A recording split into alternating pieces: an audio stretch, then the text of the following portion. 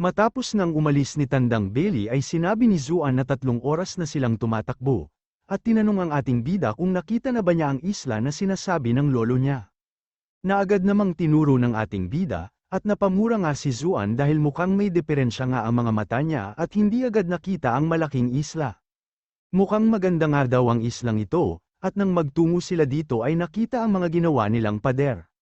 Sinabi nga ni Zuan na mukhang abala sa paggawa ng pangdepensang pader ang mga naunang vital class sa kanila, at mukhang plano daw nilang gumawa ng bagong Great Wall. Sinabi naman ng ating bida na mukhang mapanganib nga ang mga nilalang sa karagatan, dahil kung hindi ay hindi sila mag-aksaya ng oras na gumawa nito.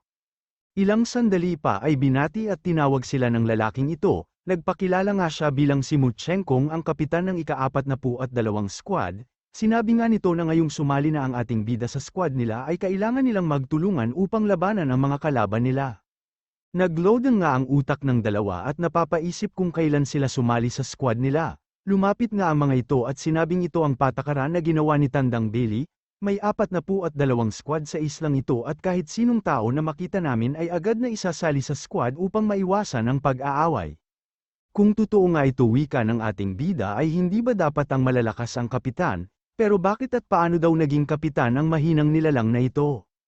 Ang kapitan nga daw sana nila ay si Qingxi pero tinanggihan nito ang posisyon dahil hindi daw siya mahusay na leader. Inaasahan naman na daw ito ng ating bida mula kay Qingxi, pero napapaisip ito sa kung saang squad kaya nakasali ang kanyang kapatid na si Xiaoyu. Hanggang sa mabilis itong tumakbo at sinabing may kailangan pa siyang gawin at hindi siya makakasali sa kanilang squad, pero ilang sandali lang ay bigla itong napatigil. Napapatanong nga ito sa kung ano ang ginagawa ng kapitan na ito at bigla-bigla na lang nakahawak sa mga paa ng ating bida. Sinabi naman ng kapitan na pag pinangako mong sasali ka sa squad namin ay papakawalan kita.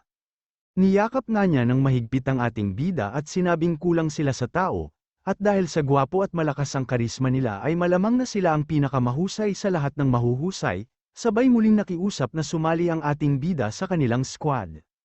Tinanong nga ng ating bida ang iba pang miyembro ng squad kung sinabihan din ba silang gwapo at malakas ang karisma, at hindi nga nakakibo ang mga ito, kaya naman iniisip ng ating bida na ito ang ayaw niya sa pakikipagtulungan at pagpasok ng ruin sa kanilang bansa, dahil sa hindi niya pwedeng saktan ang mga ito kahit na anong gigil niya.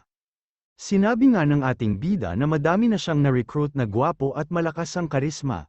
Isa pa ay sila na daw ang pinakamahuhusay sa lahat ng mahusay kaya naman wala nang pagkakaiba kung sasali ako o hindi diba. Tinuro pa nga niya si Zuan at sinabing ang baboy na ito ay sapat na para sa squad ninyo, habang si Zuan naman ay iniisip na bihira lang siya makakakita ng taong kinukulit ang ating bida. Kaya nakiyakap na din ito at sinabi kay kapitan mo na hawakan mo siyang mabuti, sasama ako kahit saan siya magpunta, at nakatikim nga ito ng mala uppercut na sampal mula sa ating bida. Pagbagsak nga ni Zuan ay muling sinabi ni Shu na bitawan mo na ako hindi na ako aalis, at tinanong pa nga kung totoo ba, na totoo naman daw wika ng ating bida. Kaya naman binitawan niya ang mga binti nito, at bigla ngang tumakbo ng mabilis ito, pero muli na naman siyang napahinto, dahil nakayakap na naman sa kanyang paa si kapitan mo kaya napapamura na lang ang ating bida. Paulit-ulit nga itong nangyari hanggang sa mapagod na si Shu at sinabing hindi na talaga siya aalis sa pagkakataong ito. Habang si Zuan nga ay kumakain, sinabi naman ni kapitan mo na ito na ang ika-47 mong sinabi na hindi ka aalis, kaya hindi na kita pwedeng pagkatiwalaan. Lumapit nga si Zuan at sinabing may idea ako para siguradong hindi na siya umalis, singilin mo siya ng deposit kahit 1,000 lang at paniguradong mananatili siya sa squad. At nagalit nga ang ating bida kaya pagbabayaran daw ni Zuan ang ginawa niyang ito. Habang nakabulagta nga si Zuan ay inaabot ng ating bida ang kanyang deposit at sinabing pwede mo nang bitawan ang mga paa ko hindi na talaga ako aalis ngayon, sabay tinanong kung paano nito nahuhuli palagi ang kanyang mga paa. Pagkakuha nga niya sa pera ng ating bida ay sinabi niyang naka-awaken siya ng skill na leg grabbing, kung saan ay 100% na mahahawakan niya ang mga binti ng kahit sinong naisin niya, kaya naman hindi makapaniwala itong si Shu. Habang binubulsa nga nito ang pera ng ating bida ay sinabi niyang ibabalik niya ang pera ni Shu pagkalabas nila ng ruin, sabay tinanong kung ano ang mga ranks nila. Nagkatitigan nga ang dalawa at sabay na sinabing, middle stage ng D-rank. Habang si kapitan mo naman daw ay kasalukuyang nasa final stage ng D-rank, kaya kailangan nilang sumunod sa lahat ng kanyang sasabihin. Sinabi nga nito na karamihan sa kalaban nila ay E at D rank, pero may iilan din na C rank, nakasuot nga daw ang mga ito ng bronze armor at tridents ang sandata, pero ang pinakamasakit sa ulo ay ang kanilang depensa. Nakangiti nga ang ating bida nang marinig niya ang bronze armor at trident, dahil sa hindi na niya kailangang mahirapan sa paghahanap ng ipapakain niya kay Chaos. Sinabi naman ni Kapitan na parang tao ang mga kalaban nila pero parang avatar naman ang kulay ng balat nila. Pag namatay nga daw ang mga kalaban nila ay nagiging alikabok ang mga ito at walang naiiwang katawan. Hanggang sa ilang sandali pa ay nais sana niyang tanungin kung kilala ba nito ang kanyang kapatid, pero may biglang dumagundong sa itaas at nang tignan nga nila ito ay makikita si Tandang Bailey habang lumilipad na tila saranggola kung saan may buntot itong mga nakataling tao. Kaya naman masyado ang tuwa ng ating bida habang iniisip kung pwede ba niyang sibatin ang mga hila-hila ni Tanda. Bigla namang kumandat si Kapitan at sinabing kailangan na nilang maghanda at lumaban ng magkakasama. Ilang sandali pa ay bigla itong tumakbo at naglaho. Nais lang naman daw sanang tanungin ng ating bida kung nakita ba niya ang kanyang kapatid pero iniwan pa siya. Humawak naman sa balikat niya si Zuan at tinanong kung aalis pa ba si Shu. Dahil ang miyembro daw ng squad na ito ay puro mahihinang nilalang. Sinabi naman ng ating bida na hindi siya aalis, sabay tinanong kung bakit nais nitong manatili dito ang ating bida, at yun naman pala ang crush ni Zuan ay kasama sa squad na ito. Bigla nga niya itong inakbayan at sinabing may baboy na nababaliw sa isang babae, binati mo na ba siya o kinausap man lang para makakuha ng karagdagang impormasyon dito? Oo naman daw wika ni Zuan, at inutusan nga daw ni Tandang Bailey ang lahat ng mga ito na i-surrender ang kanilang mga pagkain, hinahati-hati nga daw nila ang supply ng pagkain dito at binibigay sa bawat squad araw-araw kaya mahirap daw ang sitwasyon ng lahat ng vital class na andito sa ruin. Sinabi naman ng ating bida na mukhang naghahanda si Tandang Bailey na manatili ng matagal dito dahil sa hindi pa nila nakikita ang core, na malamang daw ay nasa ilalim ng dagat. Malamang nga daw sa nasa ilalim ito ng dagat wika ni Zuan, pero hindi naman daw mangangahas na pumunta sa ilalim ng dagat ang lolo niya hanggat wala pa silang sapat na impormasyon. Humihina nga din daw ng 30% ang lakas o kapangyarihan ni Tandang Bailey pag nasa tubig siya kaya siguradong mas magiging maingat ito. Iniisip naman ng ating bida na ngayon niya masusubukan at mapapakinabangan ang water ability niya. Samantala pagsapit ng gabi sa isla habang nakatingin si Kapitan mo sa karagatan at kalangitan, ay sinabi nitong napakaganda sana sa lugar na ito kung wala lang panganib, lalo na kung makakasama ko ang aking jowa ay tiyak din na ako babalik at mamumuhay na kami dito at gagawa ng madaming anak. Kaya naman napatanong ang ating bida kung may jowa ba talaga siya dahilan upang matawa ang chicks ni Zuan. Hanggang sa biglang may napansin ang ating bida, bigla nga itong tumayo at tumalon upang sagipin si Kapitan mo, na muntik ng masibat at tuluyang hindi makabalik. Nang makita nga niya ang sibat na muntik nang tumuhag sa kanya ay sinabing muntik na ako, habang laglag pa nga naman ang iba pa nilang kasamahan ay nais sana nitong pasalamatan ang ating bida na agad namang naglaho at nagtungo sa sibat. Hinugot nga ng ating bida ang sibat at ngiting panalo ito, habang tinatanong naman ng mga kaskwad niya kung ano ang ginagawa ng ating bida. Hanggang sa bigla niyang maramdaman ang mga trident o sibat na patungo na naman sa kanya. Pero mabilis lang naman niyang iniiwasan ang maito at isa-isang sinasalo. Napapaisip nga ang mga ito sa kung anong nangyayari, at kung ninanakaw daw ba ng ating bida ang sandata ng kalaban. Pagbaba nga ng ating bida ay tinanong ni Kapitan mo ang ating bida kung ayos lang daw ba siya at mapanganib ang ginawa niya. Sinabi naman ng mga titi, taong tila kabuti na mabilis ang reaksyon niya at kung hindi dahil sa kanya ay malamang sa namatay na si Kapitan mo. Sinabi lang naman ng ating bida na nakaharap kasi ako sa dagat kanina kaya nakita ko yung sibat patungo kay Kapitan, nang bigla namang dumating si Tandang Bailey at sinabi na patungo sa kanilang direksyon ang ilan sa mga kalaban. At agad naman nilang nakita ang mga shokoy na kasalukuyang umaahon sa dagat, sabi ni Bailey ay ilan lang, pero ilang daan pala ang ibig niyang sabihin kaya napapatanong sila kung ito ba ang sinasabi ni Tandang Bailey na ilan sa mga kalaban at nagpanik na nga sila. Mas gwapo ang kalmado wika nga ni Kapitan mo, sigurado naman daw na may tulong na magtutungo sa kanila kaya wag nilang pairalin ang daga sa kanilang dibdib, habang ang ating bida ay mabilis namang gumalaw. Nagtataka nga ang mga ito sa ating bida, na mabilis tumatakbo parang si Zilong na naka-ultimate sa ML at iniisip na patungo na siya sa mga feeder na tila tumatakbong pera sa map. Sinugod at inatake nga niya ang mga shokoy sa pagnanais na makuha ang mga sandata at kalasag nila. Isa-isa ngang bumabaliktad ang mga Shokoi na wala namang magawa dahil sa bilis ng paggalaw at atake ng ating bida, na may ngiting demonyo dahil tiyak na paldo siya. Habang ang mga kasama naman niya sa squad ay tinatanong kung di rank at kaparehas lang ba talaga nila ng rank ang ating bida, agad na nga lang daw silang maniniwala pag sinabi ng ating bida na isa siyang dragnet. Linawin na nga natin at ako ay naguguluhan na din, sa anime kasi ay dragnet lang ang tawag nila sa organisasyon pero dito sa manhwa ay dragnet at snares, at sa aking pagkakaunawa ay tinatawag nilang dragnet ang mga may katungkulan o may matataas na posisyon at rank, samantala snares naman ang mga pangkaraniwang miyembro gaya ng vital class. Samantala pinangunahan naman na ni Zuan na sabihing tutulong sila sa ating bida, kaya sinabi ng mga kasquad nila na dapat din silang tumulong, kaya naman sunod-sunod ang mga pagsabog.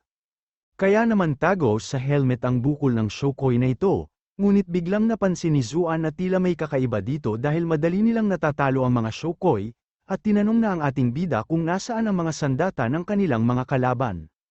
Pero tamang awit lang naman ang ating bida, at sinabing wag mo akong pakialaman kaya hindi na nakapagsalita si Zuan. Dahil nga sa walang sandata ang mga Shokoi ay madaling natatalo ng mga kasquad nila ang mga ito, na hindi pa din napansin na walang sandata ang mga kalaban nila kaya sinabing madami sila pero bakit tila tayo pa ang nakakalamang. Hanggang sa napansin nga ni Longhair na napapalibutan ng ating bida, kaya tinanong nito kung hindi ba nila ito dapat natulungan. Kaya naman mabilis silang nagtungo sa ating bida. Nangiti at iniisip lang naman ng ating bida na ang mga estudyanteng ito ay takot na takot sa mga Shokoi kanina, pero ngayon ay may lakas ng loob na silang sumugod upang tulungan ang ating bida. Pero bago pa man sila dumating ay pinatay ng ating bida ang lahat ng Shokoi sa isang was-iwas niya kaya laglag ang mga panga nila, pero natuwa naman ang mga ito nang sabihin ng ating bida na sumunod kayo sa akin. Sinalubong nga nila ang mga Shokoi na paahon pa lang mula sa dagat upang patayin ang mga ito.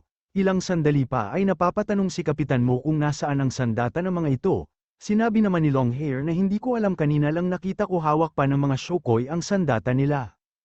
Ilang sandali pa ay napansin nila ang ating bida na may tila kung anong ginagawa, kaya naman kinilabutan ito at sinabing, ba't biglang naglaho ang mga tridents nila parang magic tricks ah? Pero iniisip naman ng mga kasama niya na ikaw ang nagmamagic dahil nakikita naman nila ang space equipment niya. Bigla namang napansin ng kasama nila ang isa pang squad at sinabing andito na ang tulong, ito nga ay ang grupo nila Negrito na nakita naman ng ating bida. Kaya sinabi nito sa kanyang mga kasamahan na magtungo na lang sila sa ibang squad, habang ang mga kasquad naman ng ating bida ay tinatanong kung hindi ba sila nagpunta dito upang tulungan sila. Kaya naman mabilis na ginamit ni Kapitan Mo ang 100% leg grab niya. Nagpakilala nga si Negrito bilang si Cheng Kiekyu mula sa Squad 2 sabay tanong kung sino siya at ano ang ginagawa niya. Sinabi naman ni Kapitan Mo na siya ang kapitan ng Squad 42 at hindi sila pwede umalis dahil kailangan nila ng tulong. Tinuro nga niya ang ating bida at sinabing ka-squad nyo na si Lu Shu diba? Kaya hindi nyo na ako kailangan at mas malakas pa siya sa akin, mas kailangan kami ng ibang squad sa ibang lugar kaya bitawan mo na ako. Natulala nga ito ng malamang Lu Shu ang pangalan ng ating bida, at tinanong pa kung siya ba ang bayaning si Lu Shu na muling nabuhay. Habang sinasabi nga ni Kapitan Mo na naka-jackpot siya sa napili niyang miyembro ay sinamantala namang umalis ng squad ni Negrito upang tumulong sa iba pang squad. Ilang sandali pa nga ay umatras na ang mga Shokoi, na nais pa sanang sundan ng ating bida dahil hindi pa niya nakukuha ang mga sandata nila. Matapos ng tuluyang makaalis ang mga Shokoi ay iniisip ng ating bida na natagalan siya sa pagkuha ng ilang daang sandata, pero kulang pa daw ang mga ito bilang pampaganya ni Chaos. Habang si Zuan naman ay iniisip na wala talagang katulad ang ating bida, dahil ang ibang squad ay umaatres at naghihintay ng backup pero sila ay tinatakbuhan naman ng Shokoi. Ilang sandali pa ay napansin ng ating bida ang Squad 43, na patuloy ang pag-atres at umaasa na may dumating na tulong sa kanila.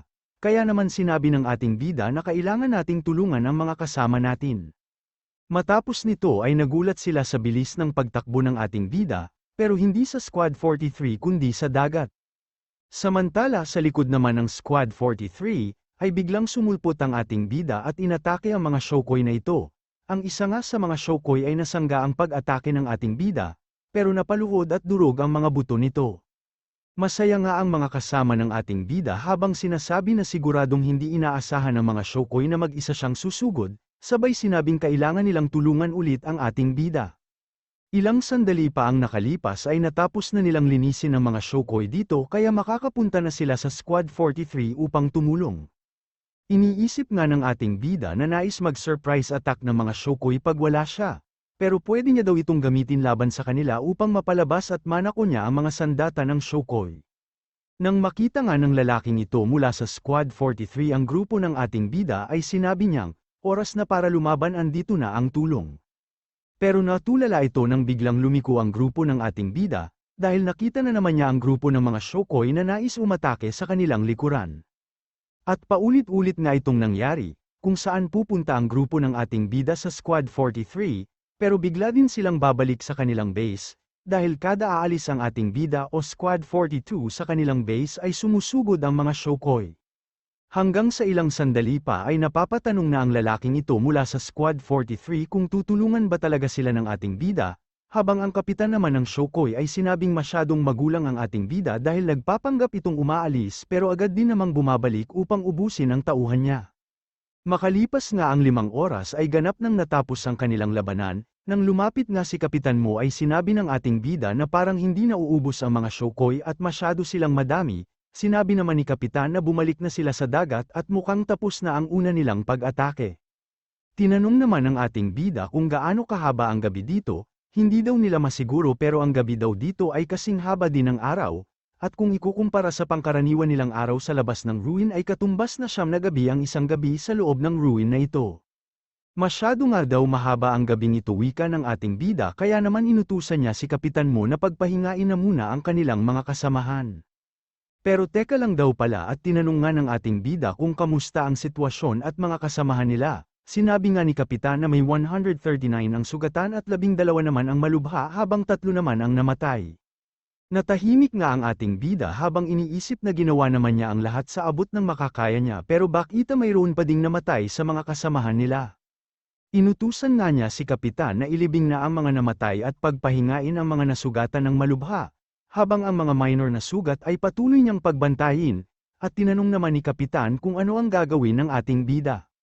Huwag kang mag-alala, magbabantay ako dito habang nagpapahinga, wika naman ng ating bida, kaya naman namula itong si Kapitan habang iniisip na, pakiramdam ko ay walang makakasira sa depensa namin basta andito si Papa Lucio. At sinampal nga niya ang kanyang sarili dahil sa sinusumpong na naman daw siya ng kabaklaan niya. Bigla namang sumigaw ang lalaking ito at hinahanap ang Cultivator Master sa Squad 42, tinawag nga niyang Master ang ating bida at tinanong kung nais ba niyang sumali sa Squad 43, willing na daw silang mag-crowdfunding o lumikom ng pera at kayamanan para ibayad sa ating bida. Pero hindi naman daw papayag si Kapitan na mawala ang kanyang papa, sinabi nga nito na protektahan ninyo si Master Lucio at huwag niyong papalapitin ang mga taga Squad 43. Magkababata at magkaibigan pala ang mga gago. Sinabi nga ng kapitan ng Squad 43 na, kaibigan pa ba kita matapos ang 7 taon tayong magkaklase, bakit ganito ang trato mo sa akin ngayon? Sinabi naman ni Kapitan Mo na, hindi kita hahayaang maaga sa akin si Papa Lucio, at huwag mong iisipin na masisilaw mo sa pera ang bayaning si Lucio dahil hindi siya ganyan kababaw na tao. Pero sinabi naman ni Zuan na pera lang ang katapat ni Lucio, kaya naman nagalit ang ating bida at kinurot nga nito ang taba ng batok ni Zuan. Habang naiiyak nga ito sa sakit ay sinabi naman ng ating bida na hindi ko kailangan ng pera at hindi ako sasama sa inyo, pero isang bagay lang ang mapapangako ko sa inyo. Anumang oras ay tutulungan ko kayo, basta hindi alanganin ang lagay ng mga kasquad ko. Kaya naman nagpasalamat ang kapitan ng Squad 43 sa ating bida, sabay humirit pa na pag nagbago ang isip niya ay magtungo lang siya sa Squad 42 dahil pwede pa din silang lumikom ng pera at kayamanan para sa ating bida. Sa pag-alis nga nito ay iniisip ng ating bida na may namatay na sa mga kasquad niya, at masyado na daw siyang kaiya-hiya pag tinanggap niya ang offer ng Squad 43. Magkakalahi nga daw sila kaya hindi niya sila pwedeng basta na lang iwan at pabayaan, hindi naman daw tulad sa mga banyaga na pwede niyang gawin ang anumang naisin niya sa kanila. Samantala habang nanginginig sa sakit si Zuan ay sinabi niyang alam na niya kung saang squad napunta si Xiaoyu, at sasabihin niya daw ito sa ating bida pag binitawan na siya. Binitawan nga ang kanyang batok, pero kwinelyuhan naman siya nito habang tinatanong kung saang squad kasali si Xiaoyu. Ilang sandali pa nga ang nakalipas ay tinawag ng ating bida ang kanyang kapatid, At masaya naman itong lumingon habang sinasabi na kilala ko ang boses na ito, long time no see wika nga ng ating bida. Habang si Xiaoyu naman ay agad na lumundag patungo sa kanya.